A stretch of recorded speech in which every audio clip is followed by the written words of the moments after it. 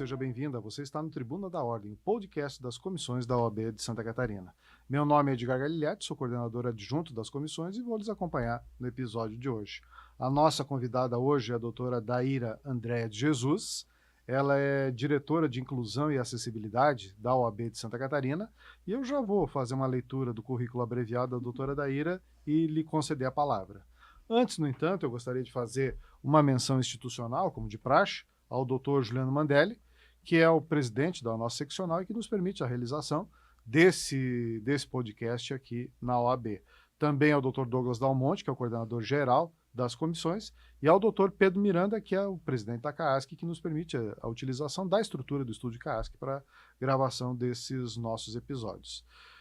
Eu faço, então, essa menção de agradecimento antecipado à doutora Daíra. Ela tem a sua atividade, né, está relacionada com a diretoria de inclusão e acessibilidade, que talvez seja uma das diretorias que mais comissões envolvem dentro da OAB de Santa Catarina. Essa comissão envolve em torno de 23 comissões, o que é bastante coisa para a gente conversar hoje. De qualquer forma, fazendo a leitura do currículo da doutora Daíra, ela é advogada, é diretora de Inclusão e Acessibilidade da OAB, é sócia de Werner Schmidt Advogados Associados, é professora de Direito Civil e Processo Civil e professora orientadora junto ao Núcleo de Práticas Jurídicas, o NPJ, na área de Direito Civil e Família, do curso de Direito do Centro Universitário de Brusque, a Unifeb. É mestre em Direito pela Universidade do Vale do Itajaí, Univale, e Universidade del Studio de Perugia, a UNPG. É doutoranda em Educação pela Universidade do Vale do Itajaí, a Univale. Seja muito bem-vinda, doutora Daíra. Como é Obrigada. Que vai? Tudo bem? Vou bem, muito obrigada. Então, para a gente começar esse nosso episódio, a gente sabe que a senhora assumiu recentemente, né, essa diretoria, então está se ambientando ainda, mas, né, de qualquer forma, né, quais são o que a senhora já pôde perceber da diretoria, desse trabalho hercúleo, né, dessa missão gigante que recebeu, e, enfim, quais são as suas perspectivas para o ano de 2026? O que a gente pode esperar da diretoria de Inclusão e Acessibilidade? Primeiramente, boa tarde. Eu quero agradecer a gentileza do convite e, pensando em acessibilidade, eu já gostaria de me auto-identificar como uma mulher negra, cabelos afro, cabelo crespo, com uma blusa e uma saia que não vai dar para ver, branca, mas com, acho que seriam limões sicilianos, e, enfim. O papel da diretoria de inclusão e acessibilidade ele é muito amplo, porque envolve todos os marcadores sociais de diferença. Envolve raça, envolve gênero, envolve sexualidade, envolve a deficiência, envolve a questão de renda. Então, é muito ampla, né? São muitas as frentes e o intuito é auxiliar, é contribuir junto à presidência, junto ao Conselho Estadual e junto às comissões, né? No planejamento, na ideias, enfim, de inclusão, para que realmente se possa tentar alcançar a ideia de pertencimento. A senhora mencionou isso, essas categorias fazem parte do próprio nome da diretoria, né? Inclusão e acessibilidade. E eu gostaria, assim, para a gente começar a conversar, enfim, já fazer um acordo semântico, né?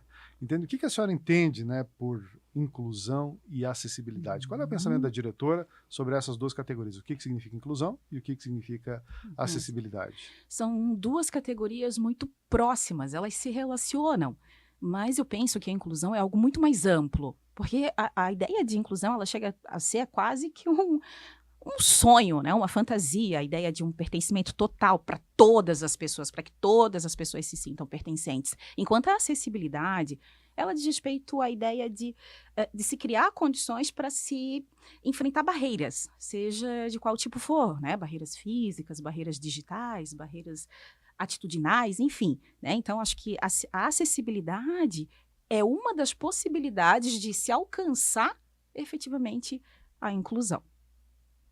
E quando a gente fala em inclusão e acessibilidade, eu acho que a ideia que sempre passa pela nossa cabeça é a ideia da existência de alguma deficiência, né? Eu não sei se essa é uma palavra correta, né? Se esse é um termo que se utiliza ainda, mas como é que a gente vê? Por que há essa necessidade, né, de se brigar pela inclusão e se brigar pela acessibilidade? Uhum. Eu acho que é justamente pelo fato da gente reconhecer que há uma desigualdade, que há uma assimetria, que há uma distinção, né? De fato, falaste, a questão da inclusão e acessibilidade geralmente nos leva a pensar na deficiência, né?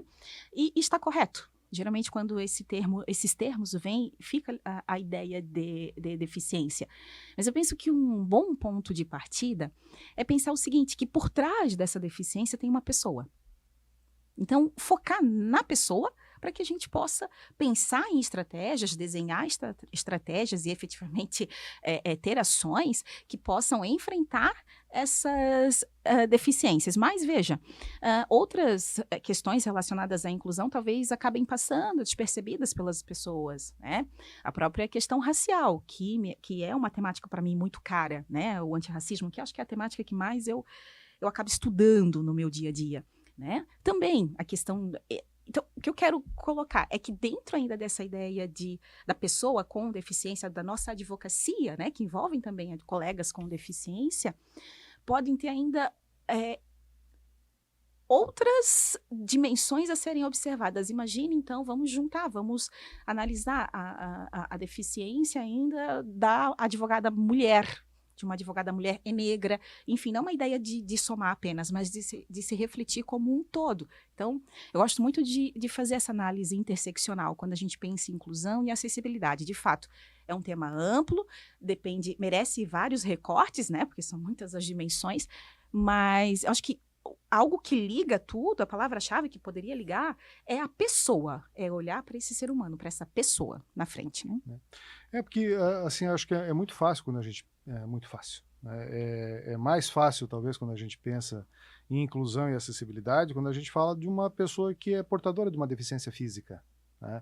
Mas não é só disso que a gente está falando. Quando a gente fala, pelo menos é a minha percepção, quando se fala em inclusão e acessibilidade, nós estamos falando de outras coisas. A senhora citou, por exemplo, a questão da mulher. Né? Então, não é uma deficiência ser mulher, mas é o fato de, talvez, um estereótipo ter levado a não ocupação de tantos espaços como os homens, por exemplo. Né? E eu acho que de uns tempos para cá, essa questão sempre houve, né? Mas de uns tempos para cá, essas bandeiras vêm sendo levantadas assim com mais vigor e me parece que o discurso, né, tem encontrado também maior receptividade. Né? Como é que a senhora vê o avanço, né, dessas situações das pessoas, né, para usar uma palavra sua, que não necessariamente possui uma deficiência física, né, mas que precisam, né, de outras pessoas falando para que elas possam, né, ser incluídas e ter acesso, sei lá, a serviços ou a cargos ou a oportunidades. Né? Nós avançamos muito, né? Inclusive em termos de legislação. A nossa legislação é abundante nessa ideia de igualdade, nessa ideia de fraternidade, em todos os âmbitos, né, de fato. E até nas ações, né, a própria paridade de gênero no cenário da OAB. Entretanto, eu penso que, acho que a gente tem um longo caminho ainda a percorrer. Né? As assimetrias, elas ainda são muito visíveis. É claro que eu fico muito feliz com essa possibilidade de discussão contínua, seja nas redes sociais, na TV. Aqui nós estamos num podcast discutindo uma pauta como essa em sala de aula. Eu penso que a educação ela vai ser a chave para que daqui a pouco as coisas elas possam realmente explodir, né? De tal maneira que vá chegar num ponto em que a gente não vai mais precisar de tanta categorização, que esse é o sonho, né? Não precisar um dia categorizar tanto, o que por enquanto ainda se faz necessário para que se pense, para que se desenhe estratégias, né? Mas que nós temos avanços, acho que isso é inegável. Pensando na questão da deficiência em específico, eu nunca vi, vamos começar assim do nosso dia a dia, do básico, as próprias vagas, né, de estacionamento, os incentivos tributários, as nossas formações continuadas no ensino superior, tantas delas, foi o que me fez me apaixonar pela temática, tantas delas relacionadas à educação inclusiva, e me deu um start no seguinte sentido, porque quando eu pensava em, sei lá, pessoa com deficiência e tal, eu imaginava numa criança, como se a deficiência fosse encerrar chegando na fase adulta. Tá aí, e depois, o mercado de trabalho, né? Como que faz o acesso ao ensino superior? Como é que faz as universidades? Como é que elas né? Como é que elas se organizam? Então, acho que a gente tem acho que chegou um momento interessante de discussão, mas ainda é possível ver vários discursos no sentido contrário, de que isso é um mimimi, de que não haveria necessidade de se falar tanto em inclusão e etc. E a gente sabe que, na realidade, para alcançar uma igualdade material, a gente ainda precisa vencer bastante coisa. A senhora fala um ponto importante, a senhora é professora universitária, assim como eu também, e na universidade a gente talvez seja, não é o primeiro contato, mas é um contato importante com a diversidade, né? E quando eu penso em inclusão e acessibilidade, eu não penso apenas, né, e a senhora me corrija se eu estiver errado, na questão óbvia da deficiência física, né? Eu penso também naquelas pessoas que não se enquadram, né, nos estereótipos. A senhora falou nas categorizações, né? Eu vou usar a palavra estereótipo, né? Mas nos estereótipos tradicionais, né? E como é que a gente, né, como a senhora como professora, né, eu também, como é que a gente consegue, né, trabalhar isso em sala de aula? E agora falo especificamente dos cursos jurídicos, né? Porque, né, depois nós estaremos falando dos profissionais do direito, né? Mas como é que a gente começa? Vamos começar então por aí. Eu acho que, né, seria um bom ponto para a gente começar, né? Lá nos bancos escolares dos cursos de direito, né? Que difícil. É difícil. Eu penso que a gente deve reconhecer que a gente vai errar. E a gente não quer reconhecer isso, que a gente vai errar. A gente vai, de repente, utilizar expressões erradas ou estratégias equivocadas. Eu lembro. Eu uso muito... acho que é natural do professor, né? Olha, presta bem atenção nesse ponto. A gente não vai dizer porque vai cair na prova, a gente coloca, presta atenção nesse ponto. E até que um dia um aluno me perguntou, e por que eu falava isso? Presta atenção nesse ponto. Ele disse que ele não conseguia entender onde é que eu queria chegar com isso. Eu pensei, meu Deus, é tão óbvio onde é que eu quero chegar com isso. Mas alguma coisa me fez recuar quando ele me perguntou isso, né? E aí depois eu fui verificar e tudo mais, com o passar do tempo, que ele tinha autismo, né? Então, para ele era extremamente literal. A gente falava uma coisa, o automático, a sucessão abre automaticamente. O que é essa palavra, automaticamente? Porque é uma ideia de robotização e tudo mais. Então, eu que me achava, entre aspas, inclusiva, que me achava tão aberta à diversidade, pensei quantas vezes as pessoas, nas minhas aulas, os estudantes acabaram ficando de fora, se sentindo, de repente, excluídos, né? Então, acho que reconhecer que a gente está suscetível ao erro é um ponto. A formação continuada, acho que é extremamente importante. Cursos de capacitação, para que a gente... Porque, veja, eu não tenho nenhuma deficiência, enfim... Como que eu não tenho a vivência de quem está todo dia experienciando situações decorrentes de uma de suas características, enfim? Então, ter uma capacitação adequada e contínua, eu acho que é um grande passo. E reconhecer, não ter medo de conversar, de tentar entender de quais seriam as estratégias diferenciadas que poderia facilitar a vida daquele estudante, né? Será que fazer o mesmo tipo de avaliação, por exemplo, sempre, aquela prova operatória, 3 provas operatórias, a 1, A2 e A3, será que vai realmente fazer a diferença? E se tiver uma dificuldade com a oratória, será que hoje, na nossa carreira, na advocacia, enfim, tudo vai depender da oratória? Será que eu não consigo, a depender da situação, encontrar um outro ponto, um outro caminho? Então, são essas... Se permitir questionar, se permitir discutir isso criticamente e errar, que a gente vai errar bastante ainda. Nós estamos engatinhando, né? Ainda, acho que, né, nessas temáticas. Mesmo que as diretrizes que venham, né, do MEC, etc., sejam transversais no sentido de inclusão, a verdade é que a gente ainda tem muita dificuldade em sala de aula, no ensino superior mesmo. geralmente o professor do ensino superior, ele não tem aquelas disciplinas, é difícil ele focar naquelas disciplinas da educação. Então é difícil também ele pensar, ninguém vai para uma sala de aula do curso de Direito pensando, como é que eu vou, em regra, né? No primeiro momento, como é que eu vou trabalhar se o aluno ele tiver dificuldade de fazer trabalho em equipe, ou tiver dificuldade de apresentar um podcast, enfim. Então é tudo um desafio. Né? É um desafio para nós professores, eu penso, né? Então, eu provoquei essa questão do ensino superior porque talvez nos falte, né? E nesse ponto eu queria explorar a nossa conversa, né? A questão cultural, né? De receber o diferente, né? Como é que a senhora vê isso? Como é que era a expressão? Uma professora... Ela utilizava, nós temos vieses inconscientes. A gente, em regra, procura aquilo que é muito próximo a nós, aqueles que são parecidos, ideias, a questão física, enfim. E ela dizia que, por defesa, não lembro o nome da professora, por defesa a gente tende a se afastar daquilo que é diferente. Opa, não, aqui eu nem vou porque... A preguiça ou, às vezes, o medo, né? Não vou me aproximar, eu não vou saber como tratar, eu não vou saber como agir, eu não vou saber o que fazer, né? No ensino superior, a gente não tem um segundo professor, como na educação básica, então é a gente, né? Ali, né? E toda uma turma te olhando, te analisando, enfim.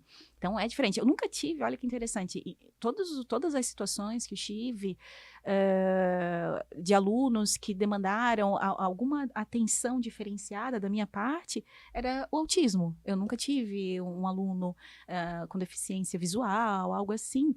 Mas eu fico me perguntando, será que eu acho que eu nem saberia, num primeiro momento, a forma correta de tentar contribuir, de tentar auxiliar, sem cair na questão do capacitismo.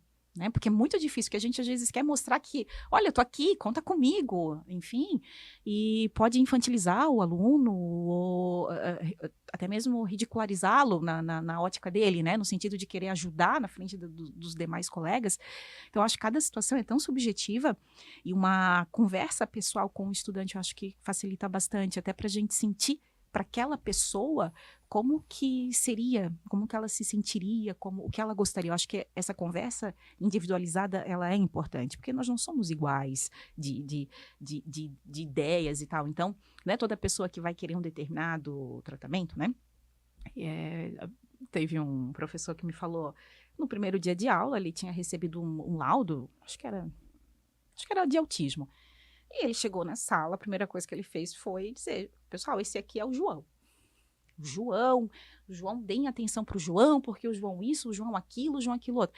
E ele disse que no final da aula o João chamou a atenção dele e disse, imagina, foi horrível para mim aquilo ali. Eu não queria ser... Que a minha situação pessoal fosse exaltada. Exaltada, né? Imagina, né? E na cabeça desse professor, ele estava fazendo de melhor, assim, para deixar claro para o João, que ele, né? O João, nome fictício aqui, né? Mas que ele podia contar.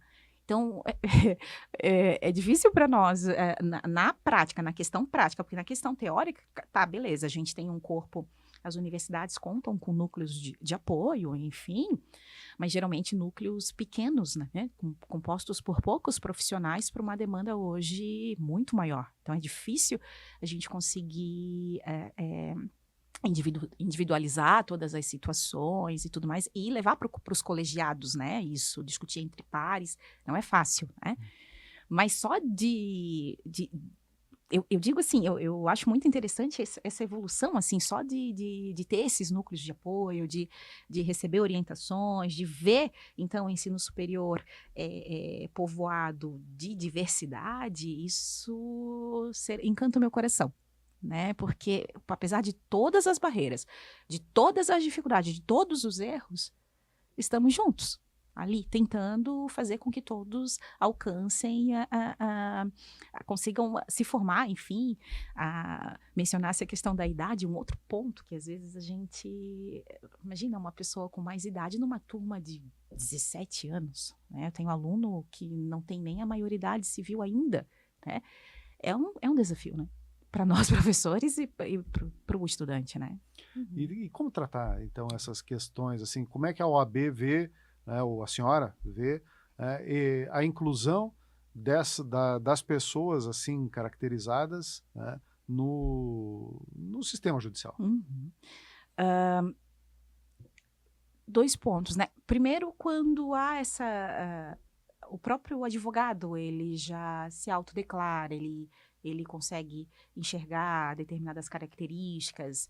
Eu acho que isso facilita para que estruturalmente as próprias comissões, especialmente a comissão do advogado, né, da pessoa com deficiência, possa contribuir e tudo mais. Mas me preocupa muito quando não há essa auto-identificação, ou mesmo quando da própria família há uma negação, né? É difícil muitas vezes a pessoa reconhecer que há essa deficiência, e aí fica muito difícil também, talvez essa pessoa querer participar da ordem, né? E daí a gente acaba se distanciando.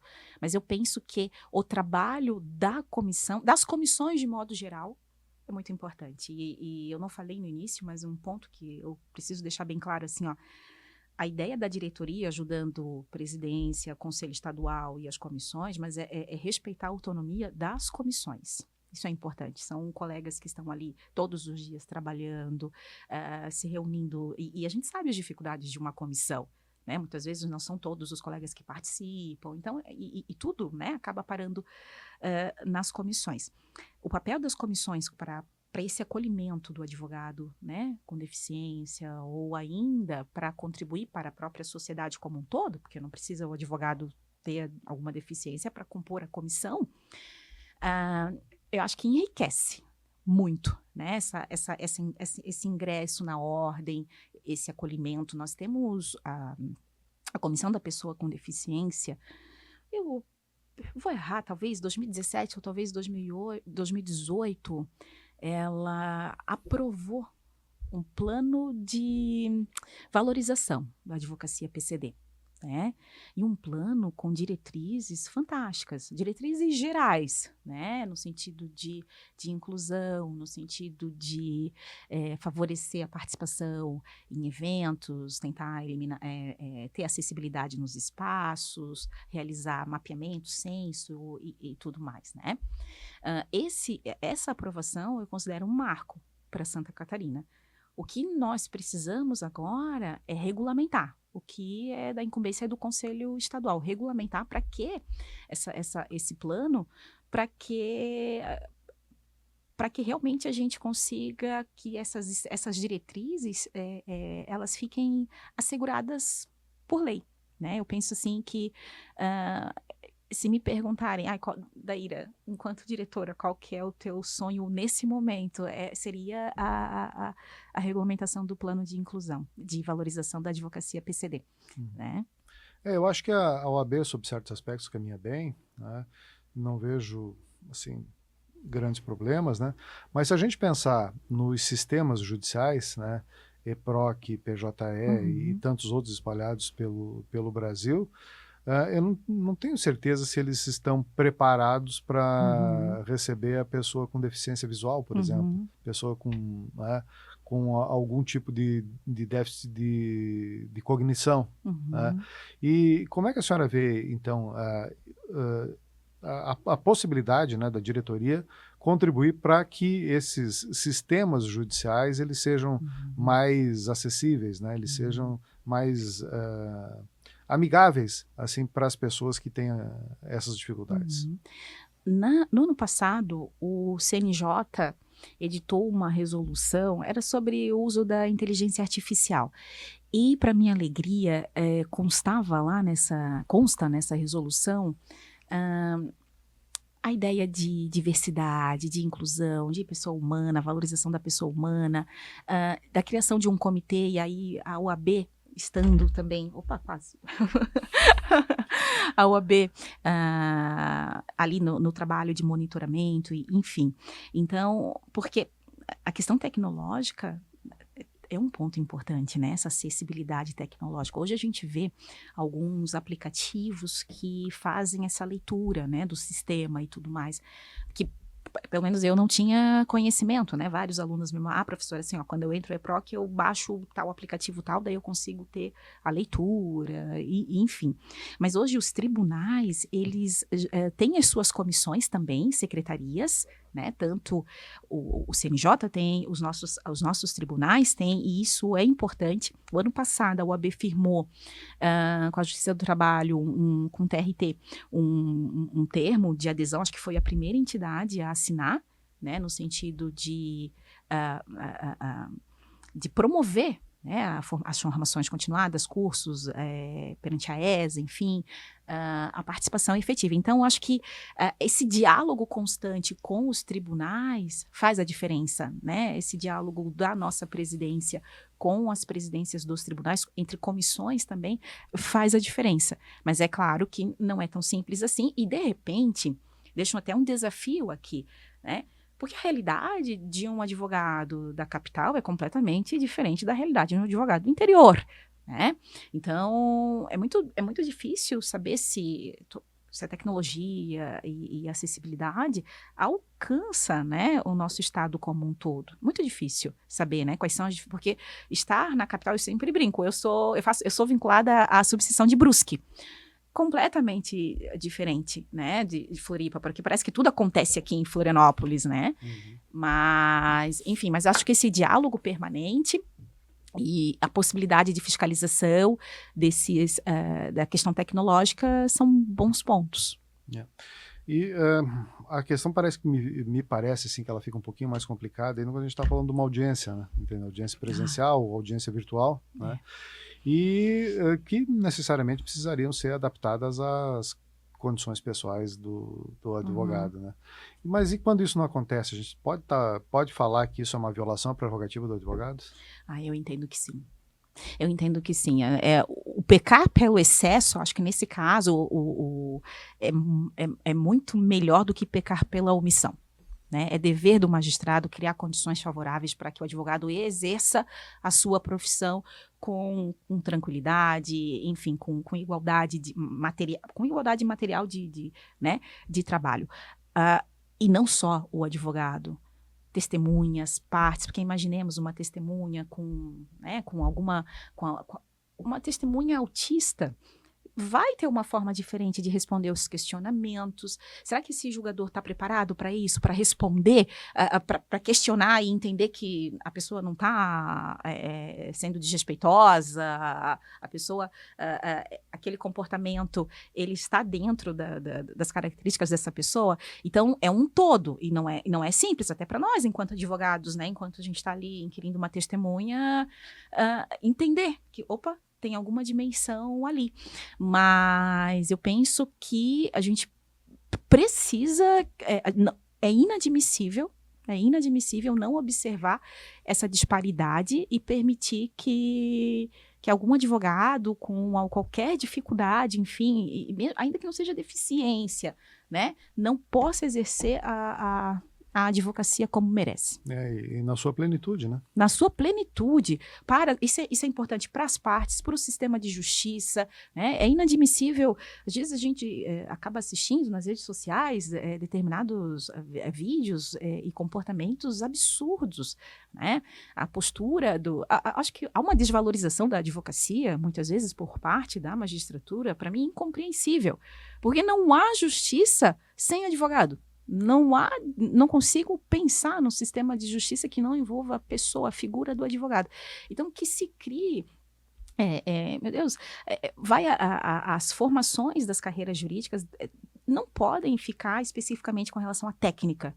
A gente precisa ter um olhar humano, a gente precisa entender qual é o que está em jogo naquela audiência, na análise de um processo, ou na produção das provas. Isso é necessário, né? Agora, a senhora vê que no âmbito do Poder Judiciário há essa preparação dos magistrados e dos servidores para para trabalhar com essas questões? Ou isso é um problema que não chega a ser tratado ainda institucionalmente?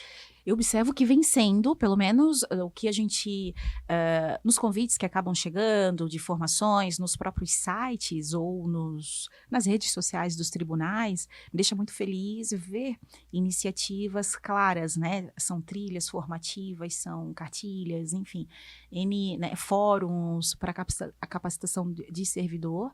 E, enfim, isso me deixa feliz. Mas tem um ponto que as estruturas acabam. É muito difícil as estruturas alcançarem, que é a subjetividade de cada profissional, né? Que a gente, é claro que o papel das instituições eu nem coloco em xeque, né? Tem que vir na frente, tem que vir primeiro, orientando, dando exemplo, isso nem discuto.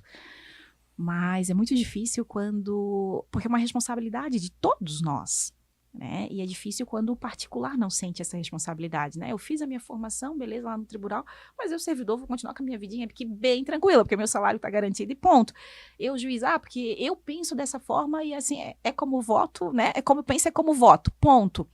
Então é difícil essa questão cultural. A gente tem muita dificuldade de mudar, assim, de se permitir analisar determinados fatos por outro ângulo. Então, e me incluindo, né? Então, é difícil para as instituições terem o resultado almejado, né? Quando muitas vezes a pessoa faz, mas por mera proforma, né? Vou lá, faço o meu curso que tem que fazer e acabou, né? E ainda, ou assim, tá, tem a cota, né? Cota para pessoa com deficiência, cota racial, tá bom, tá aqui, ó, pega aqui, fica aqui. Mas não efetivamente... É um cumprir tabela, né? É um cumprir tabela, não efetivamente decidindo, não efetivamente participando. É um problema gigante, fica ali, ó, um totem ali, né? Tá ali, ó, tem, na nossa empresa tem lá a pessoa com deficiência, mas tá lá no canto, ninguém conversa, ninguém, não, né, tá lá naquele setor que ninguém queria estar, que ninguém queria ocupar e ponto. Então, é um problema, né? E o que me preocupa também é a questão, assim, como é que a gente vai alcançar essas vulnerabilidades todas, né? Ainda mais que, às vezes, uma vulnerabilidade dentro de outra, a questão da econômica. Eu não estou querendo fazer um link entre deficiência e pobreza, e miserabilidade, mas os indicadores sociais nos trazem que muitas pessoas com deficiência têm uma condição financeira muito complexa, né? Muito precária. Então, como que a gente vai falar em inclusão se o acesso ao mercado é complicado, o acesso à educação, já começa no acesso à educação, depois já processo ao mercado, e depois, quando ela consegue ascender algum espaço, muitas vezes é um totem, né? Tá ali, ó, para todo mundo ver que tem, mas na prática ela não tem um poder de decisão, um poder de, enfim. No Tribunal de Justiça de Santa Catarina, nós tivemos recentemente aí a nomeação de um desembargador autodeclarado autista, né? Legal. E acho que talvez tenha sido, e pelo menos isso foi noticiado, eu falo isso porque, né, isso surgiu na mídia, do próprio tribunal divulgou, né? Talvez tenha sido o primeiro do país, né? E isso é um avanço. Quebra paradigmas, né? É. Quebra paradigmas. A imagem que passa, imagina, né? Pô, ele foi, eu vou tentar, eu vou também, eu posso também, é um exemplo, né? Eu vejo isso com muita alegria. E nós temos aqui também na OAB advogados, né, que ocupam cargos de direção autodeclarados autistas também, né? E isso significa que, né, não há assim, nenhuma captis diminúcio intrínseca, né, no fato da pessoa ter né, alguma condição diferenciada, né? Agora, esse trabalho, isso que é a minha dúvida, né, e deve ser a dúvida de muitas pessoas também, essa questão da inclusão, né, é alguma coisa do incluir-se ou de ser incluído? Que interessante. Que interessante, né? É difícil. Eu vou, de repente, depois o colega me corrija. Eu penso assim, ó. Muito se criticou a palavra integração, porque no sentido de que é o sujeito, então, que teria que fazer tudo e a estrutura permaneceria igual, né? Então, se pensou na ideia de inclusão para que a estrutura que mude e não o sujeito. Mas eu penso que é um caminhar, é um contínuo, porque é preciso, dentro das possibilidades, que, além da estrutura posta, né, que as pessoas também queiram, né, estar nesses espaços. É preciso que haja... acho que é preciso que haja... Eu sei que tem aquela ideia de fadiga de acesso. A pessoa está cansada de ter que sorrir quando não precisa sorrir, está cansada de ter que participar quando ela não quer participar. E não é disso que eu tô falando. Mas quando há possibilidade, é muito importante que as pessoas, elas ocupem sim os espaços, porque o que isso representa para a sociedade é imenso, né? O colega deu um exemplo do desembargador. Quantas pessoas se sentiram potencializadas em razão desse exemplo? Então, talvez, quando o colega também queira, né, um colega com qualquer dificuldade ou com deficiência, enfim, queira participar, estar lutando, né, na ordem e tal, também faz a diferença. É claro que a estrutura precisa... eu jogo a responsabilidade para a estrutura, né? Porque senão aí não seria justo. A pessoa não, quem perde com a falta de responsabilização da estrutura é a minoria, né? Mas eu acho que nós temos que ter esse senso de responsabilidade, assim, dentro de cada âmbito de potencial de vulnerabilidade, eu acho que é importante estar ali, ocupar os espaços, ocupar os lugares de fala, enfim, e seguir. No processo civil, nós temos pelo menos duas situações assim que consideram as diferenças, né? A primeira é da hipossuficiência, que garante assistência judiciária, né?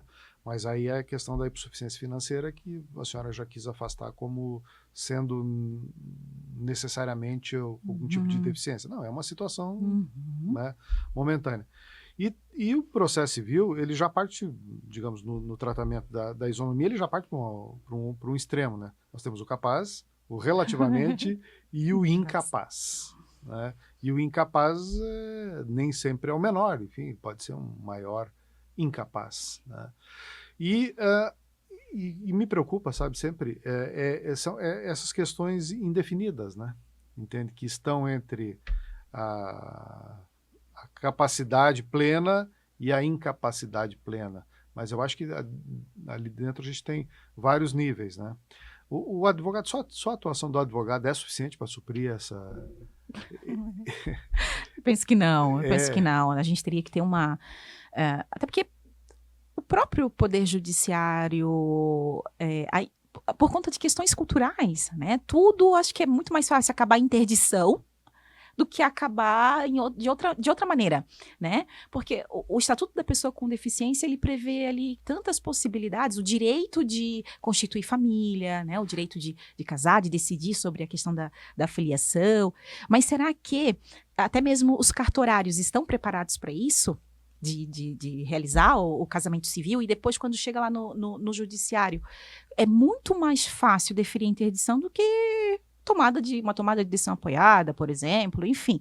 Eu acho que ainda há uma cultura do próprio Poder Judiciário de interdição, e muitas vezes das próprias partes, porque por mais que a gente explique que, poxa, se o laudo, né, tem ali um laudo atestando que a pessoa, ela pode ter dificuldade para algumas questões financeiras, mas ela tem condições de se autogerenciar em outros ramos da sua vida, por que interditar?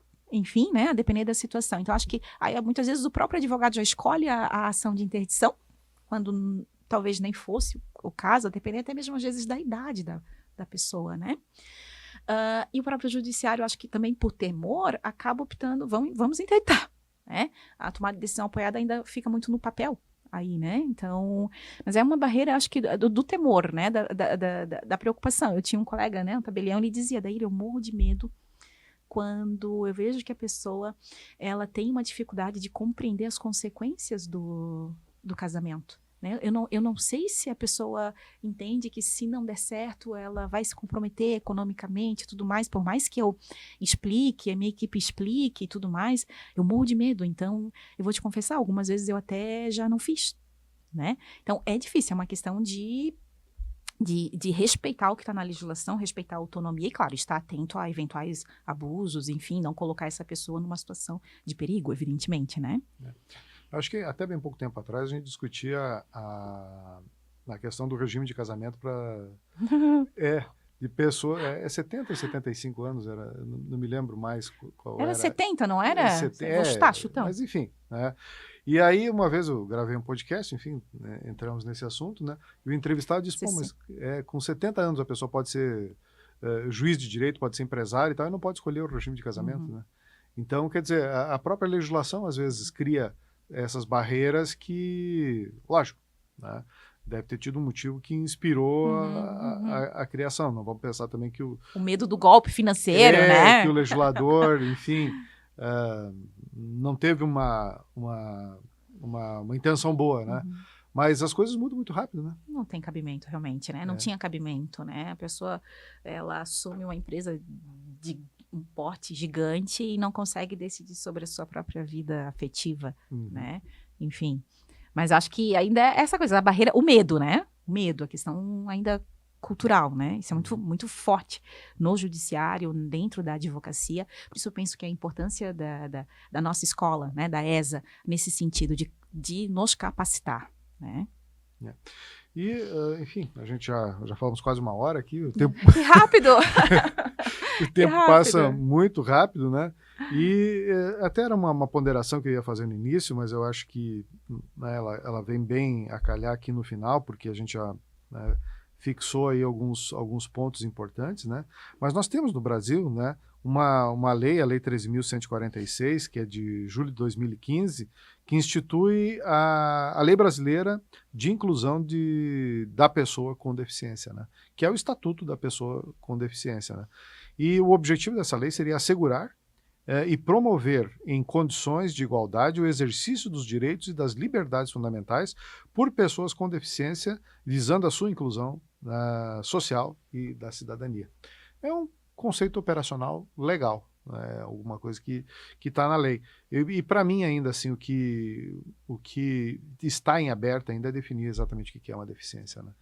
O sistema de cotas, né? A autodeclaração, eu acho que isso são sinais de que vem se evoluindo nesse sentido. Né? Até porque a exclusão ela pode se dar por N outros fatores que não uma característica física ou, enfim, neurológica, enfim. A questão, né, da racial, por exemplo, a questão da mulher, são os marcadores da desigualdade não necessariamente perpassam pela deficiência. Isso precisa estar muito claro.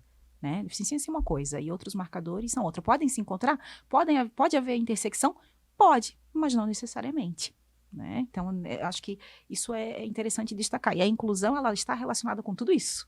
Né? Por isso que eu acho que é um trabalho bem complexo e transversal, porque ninguém faz nada sozinho. Né? É um trabalho conjunto de comissões, enfim.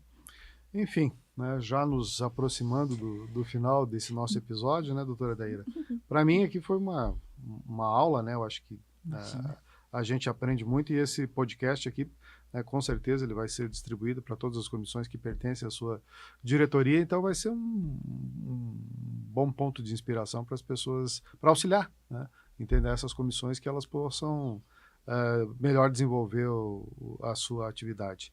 Então, já próximo do nosso final, né, ele deixa a palavra para a senhora, né, fazer alguma ponderação, falar sobre um ponto sobre o qual a gente não tocou aqui, que a senhora considera importante e, né, dentro da estrutura da OAB, a senhora está chegando agora, da diretoria, né, entende, o que a senhora entende que seja a sua missão? Eu quero somar esforços. Né? Sozinha, evidentemente, que eu tenho essa... Eu entendo que eu não vou conseguir fazer nada sozinha. Eu quero somar esforços. Sou muito grata a essa oportunidade que o Juliano Mandelli me ofertou. Né? Eu tenho muito orgulho do trabalho que já vem sendo executado pela UAB. E nesse primeiro momento eu tive que me dedicar um pouquinho mais para 3 comissões por conta de questões emergenciais. De assistência social, doutora Soraya, doutor Paulinho na comissão da pessoa com deficiência e a igualdade racial. mas quero, sem dúvida, alcançar todas as comissões, até porque os eventos e tudo mais é sempre há essa participação conjunta, né? Então, eu gostaria que o colega advogado que tenha sugestões, que tenha críticas, ou que queira colaborar de alguma outra maneira, entre em contato conosco, com a OAB. Nós temos o nosso canal de inclusão da CAASC, manda o currículo para lá, ou liga para a gente, faz contato conosco para que a gente possa desenvolver, traçar metas plurais. A minha ideia é essa, né? É unir esforços e não assim, porque um aceno errado, todo mundo critica, como diz o outro, né? Meu Deus, e as críticas são pesadas. Mas o que a gente quer é acertar. O que a gente quer, o que eu quero, acho que o objetivo maior da diretoria é esse, é favorecer, é facilitar a vida do nosso advogado, né? Das nossas advogadas, dos nossos advogados, e que todos, independentemente da dimensão que a gente esteja pensando, se sintam realmente pertencentes à nossa ordem. Então, só tenho que lhe agradecer, doutora Daíra. Imagina. Realmente foi bem esclarecedora essa sua participação. Eu acho que essa diversidade de comissões, né, que estão vinculadas à sua diretoria, né, representa assim, a grande missão que a senhora tem, né, entende? De conseguir fazer com que todas trabalhem juntas e todas trabalhem harmônicas, né, porque, afinal de contas, uma das missões das comissões é atender a população também, né? Aqui a gente falou mais dos advogados e falou mais, né, das profissões jurídicas. No entanto, o papel das comissões está voltado para a sociedade também, né? Sim. Acho que é esse Com o papel, né? A missão social das comissões desse núcleo, né? Mas eu fico muito satisfeito que a senhora tenha aceito o convite, né? Veio de Brusque até aqui para gravar. Prazer é meu. Isso talvez esse seja só o primeiro podcast que a gente está gravando e que no futuro aí a gente possa, quem sabe, assim que a senhora tenha mais novidades para trazer para nós, é só me chamar que a gente grava mais um, enfim, trazendo mais informações. Obrigada. Muito bem, então encerrando esse nosso episódio, Tribuna da Ordem, agradeço a doutora Daíra Andréa de Jesus, nossa diretora de Inclusão e Acessibilidade, agradeço a nossa equipe técnica que nos acompanhou até este momento e agradeço especialmente, e o agradecimento final sempre fica para os nossos ouvintes e para os nossos espectadores, que para eles é que esse trabalho é realizado. E, mais especial ainda, o agradecimento para aqueles que nos acompanharam até o final e assistiram o podcast até o fim. Então, um grande abraço a todos, fica o convite para a semana que vem, mais um Tribuna da Ordem. Grande abraço e até lá.